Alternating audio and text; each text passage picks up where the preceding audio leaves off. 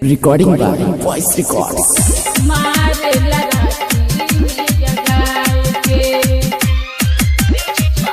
बाकी अब कैसे कोनी मारे लगाती डीजे जितेंद्र कैसे सुनाई कहानी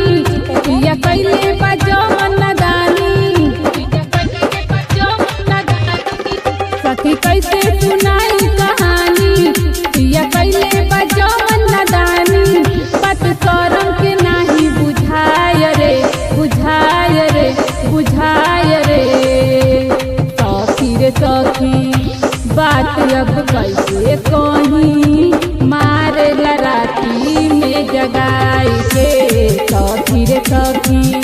बात अब कैसे कही मारे राती में जगाए के मारे राती में जगाए के बात अब कैसे डीजे जितेंद्र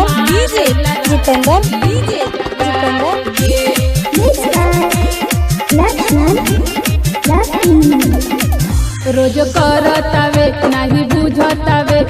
रोज उठा के झाके छुट्टी जाला कबो नहीं छोड़े तब उता पाजा में अपना धके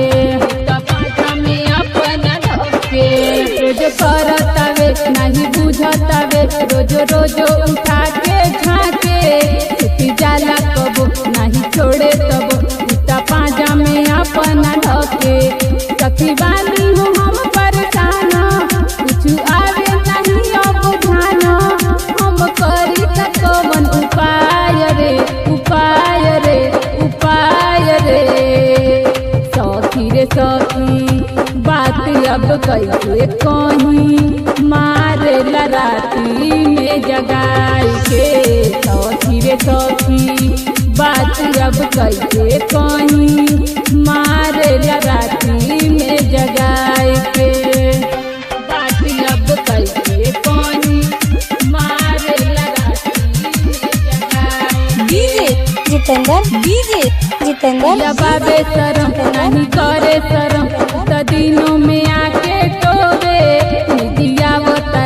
बिजिया वतरे आगो हमरो जवनिया में बोवे या बाबे शरम नहीं करे शरम त दिनों में आके टोवे बिजिया वतरे आगो हमरो जवनिया में बोवे राइटर पिया